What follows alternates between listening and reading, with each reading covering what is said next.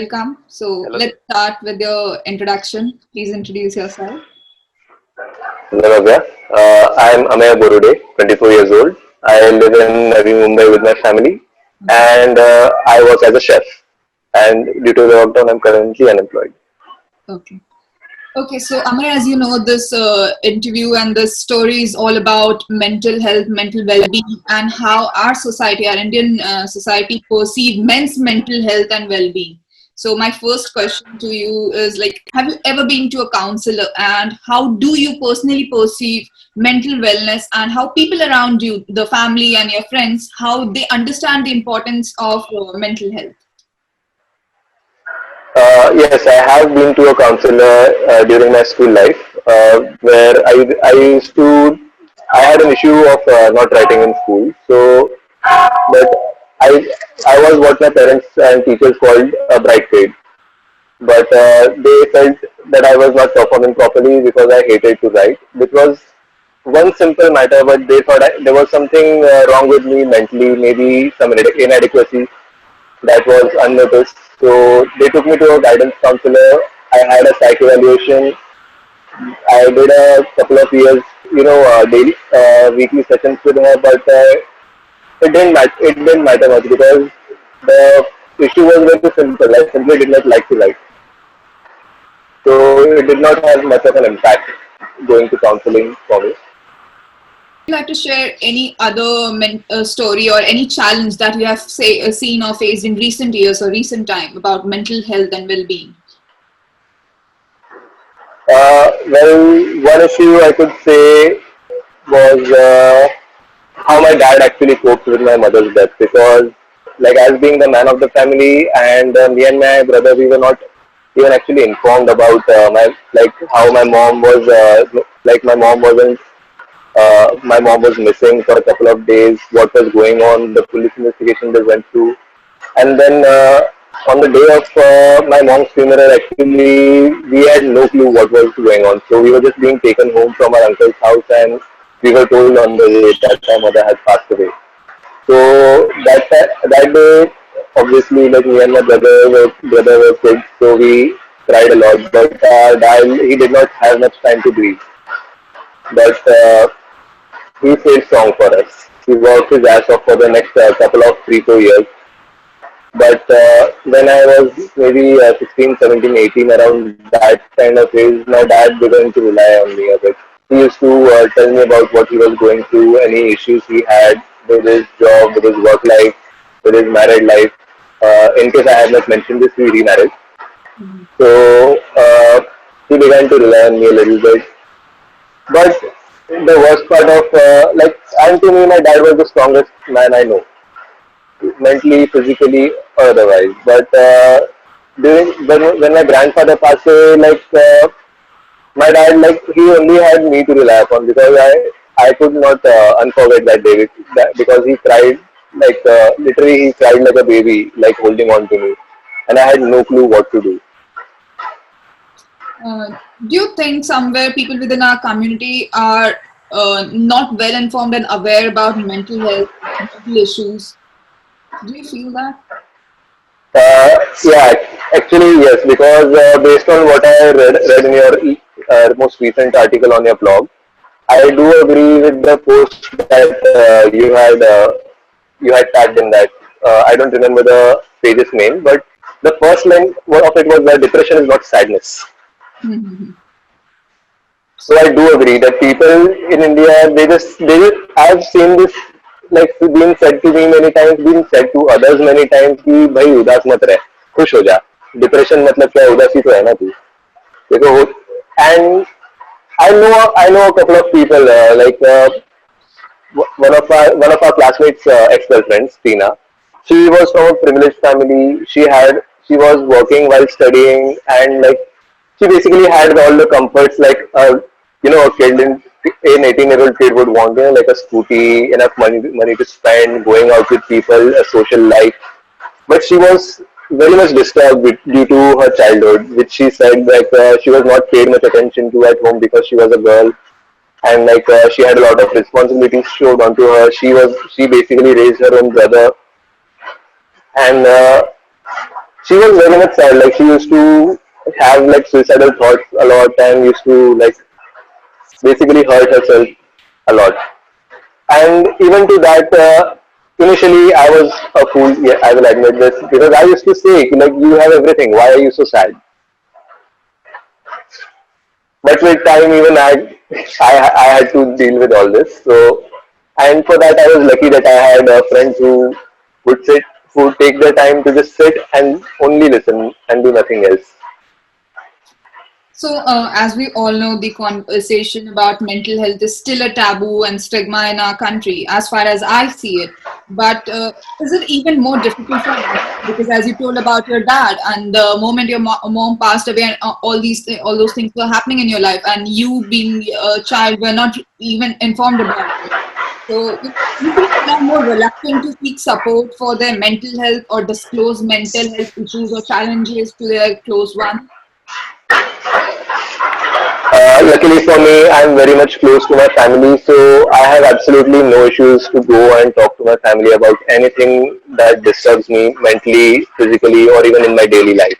So, are they open And enough? Are they acceptable enough to talk about anything and everything when it comes to mental health of you being a yes, child or a man? yes, exactly. I don't know if you remember, but in school I used to have I had a crush on Priyanka, and I was not able to speak to her. I was very much shy, and I had no clue what to do. And I was like basically just stewing in my head, like, or how do I deal with all this in my head. So I actually took the initiative to go and talk to my dad about it, and he sat down and like he had like a we spoke like friends, not even like as father and child. We had a talk like friends where he explained to me like it's all right. People have crushes, people get rejected, but even if like a girl rejects you, doesn't mean that she's going to break off contact or not going to be your friend or it's going to be a matter of public embarrassment. It happens that you can still be friends with the person. And even other than my father, I am very much close to my mama and mosi. Like as you even like recently I went through my first breakup, and I can say that the best thing I like I even spoke to all my friends about all this, but still the very much best thing I say I did was call up my mama and mosi, who just took their time to listen to what I was going through, what I was feeling, and then they did not sugarcoat anything for me.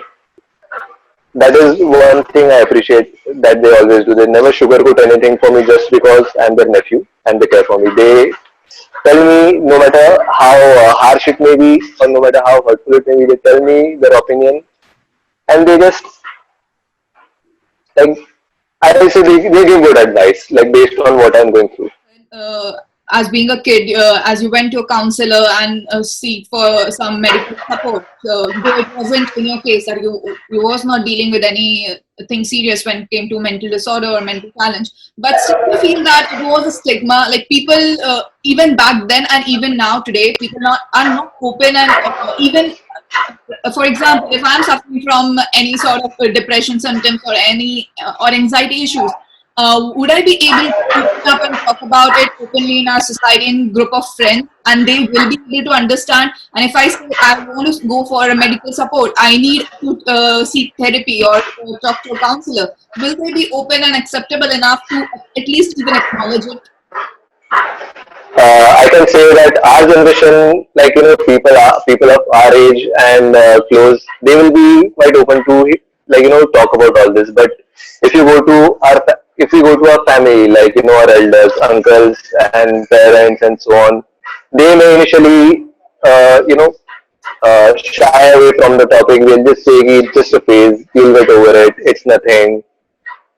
But friends, as far as my friends have done so, they heard me out. They said what they thought was appropriate to say, and even if I wasn't okay with what advice they gave me, they just said like, bro, this was all I could tell you.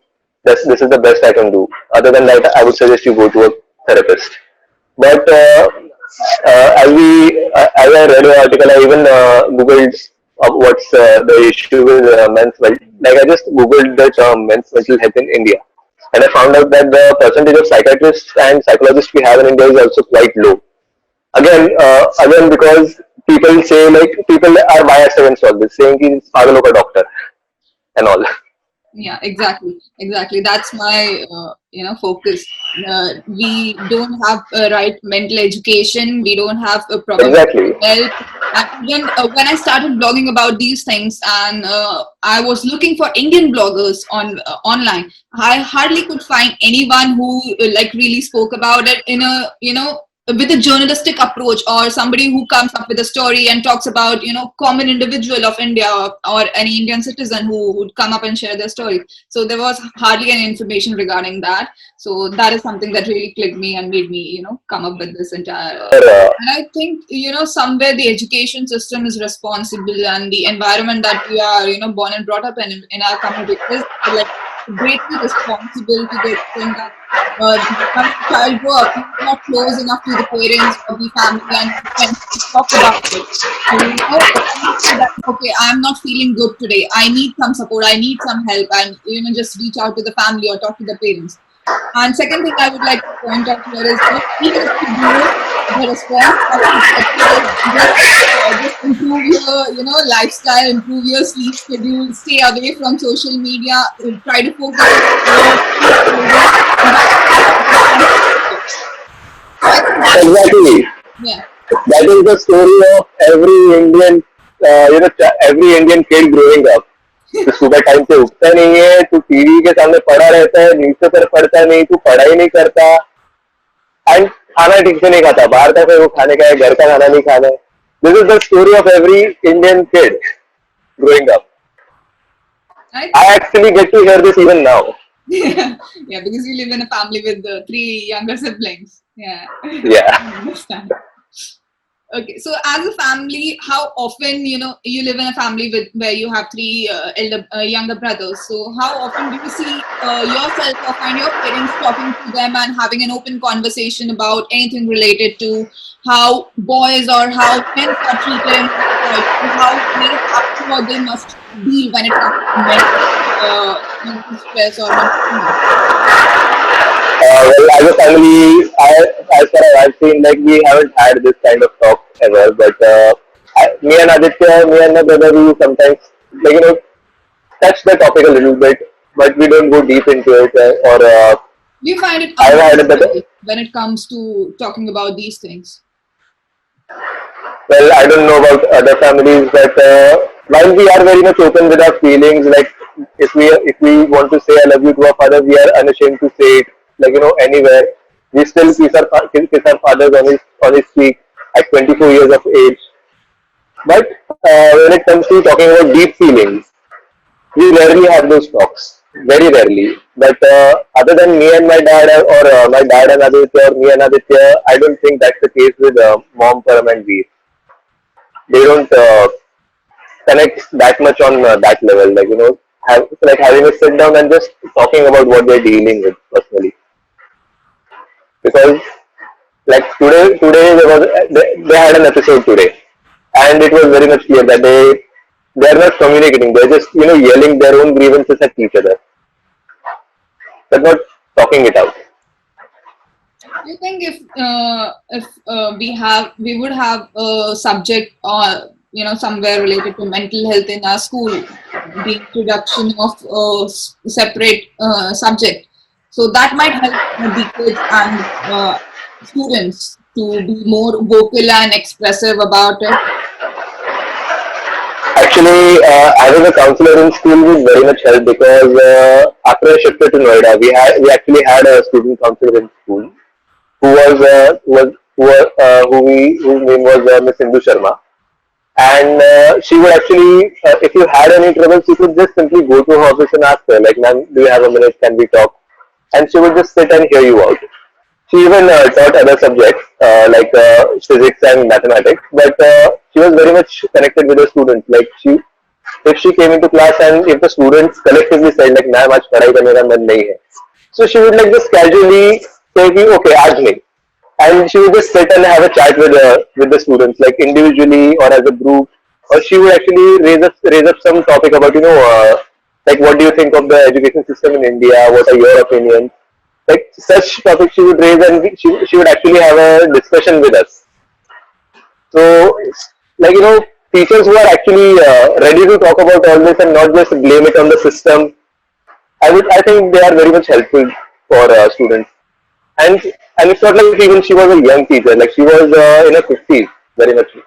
Like she was properly a very much elder teacher, but she was ready to talk about this with the students. I think at that tender age, it's really important and helpful for children, to make them start thinking in that direction. So once they grow up, they really know what the term depression means and what anxiety means and what mental illness might look like. So I still remember when I was in school, there was this one teacher who used to really talk about all these things apart from book and the subject that he used to teach, and that used to be my favorite lecture and my favorite teacher in the entire school. To what extent do you feel that the parents and the environment that we are raised in is responsible and needs to have open conversation and proper education regarding anxiety, depression, and all sorts of mental illness? Do you feel that we somewhere lack as a community when it comes to mental well-being?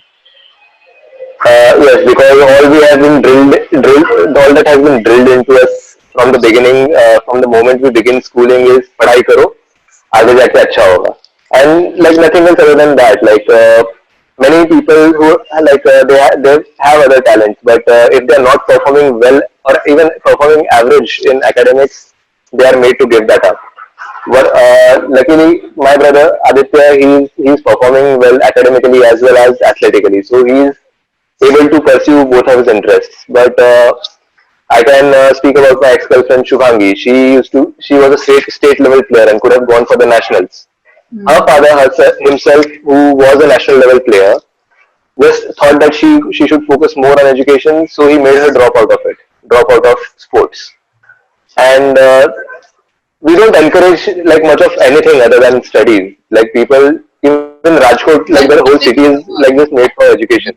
Even in that education, even when it comes to studies, we have nothing which talks about mental health or issues that Not at all. we face when it comes to personal and professional life. Once we are old enough, once we start working, or get close to all those things. So because I clearly remember we used to have everything, right from music, dance, other activities, physical training, and even we were forced to learn about computer and technology in our school. But we really had nothing when it came to mental health or mental education Not or at all. depression and anxiety. In fact, the moment I came in here, that was the time when I really got involved and really heard these terms, and people, and I could say that people in Western country, they are more open and acceptable when it comes to mental wellness. They are openly talking about anxiety. They are openly talking about depression, and they are accepting it. But if I say about when my mother passed away, so that was the time my dad was not keeping well enough and he was not okay with the things. But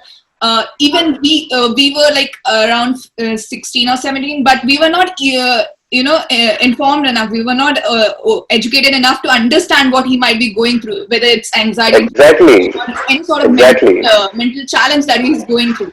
And after so many years now, when we talk about it, it's like, yeah, he was dealing with depression, but we were hardly aware about it. So that's the thing when it comes to Indian society. Yeah, even my dad, like he did not seek therapy or even begin to like look for any other outlets. He was just like I can say this, like for the next 2 3 years after my mother passed away, I can say he was working like a dog, because there was not one day where his phone would not ring, and it would go on for hours, and he still managed to give us time. But I could tell that he was dealing with his own grief by immersing himself in his work. Yes. In my and People have to then, because as you say, like people are not educated enough, or it is like they're way too old. Like the problems have become ingrained and embedded into their subconscious. Like they cannot just simply grow out of it. I think that needs to be implemented, and that should be the framework Very and much. structure of the education. Because because mostly like this is just what teaching has become. Like you enter a class, you say good morning to the teacher, you take out your books, the teacher will read through the topic, explain a little bit on the board and so on. But students are not, and even if they don't understand, students are not, they are very much hesitant to speak up because they fear That's the ridicule. point I'm trying to make. Though he didn't talk about mental health and mental wellness precisely, but the sort of environment that he used to create, it really helped us to connect with him. And I just used to think that even if I would have faced certain issue, I would like run to him instead of going to our class teacher or any other teacher, any other professor in the school. So that's what I really want to point out here. So yeah, teachers need to build and develop that sort of comfort and Yes, give and take relationship with the children, with the students. exactly. Miss Indu Sharma, like she used to, talk to us about the things that were going on about in Indian education at that time. There used to be articles about lightning students' bags or the system being too outdated, the pressure like students face during boards, and like why do they commit suicide? Like why, like over some marks they choose to instead of trying it again, why do they opt for suicide? Like we used to discuss all these things with us.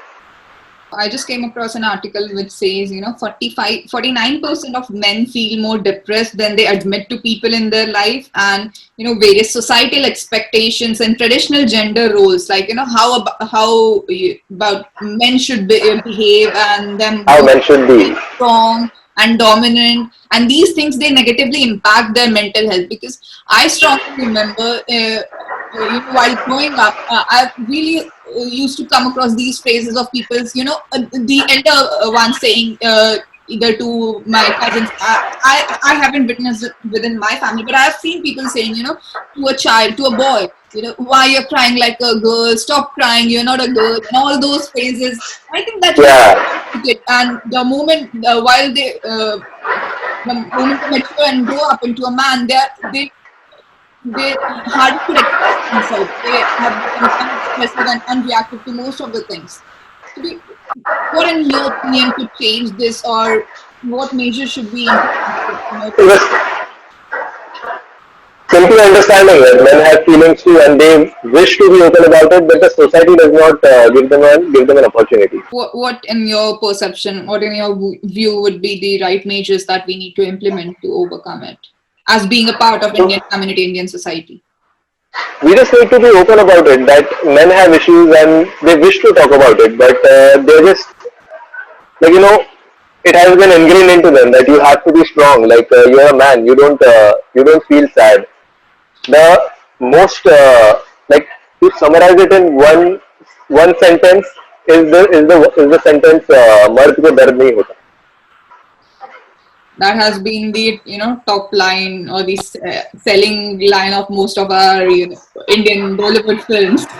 That's how we do it. Yeah, this people should just realize it's not a sign of weakness to talk about your issues.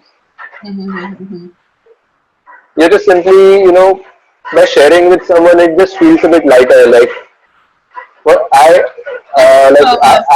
People judge a lot, as you said yesterday. Even if we don't ask yes. for opinion, they have tons of advice to give.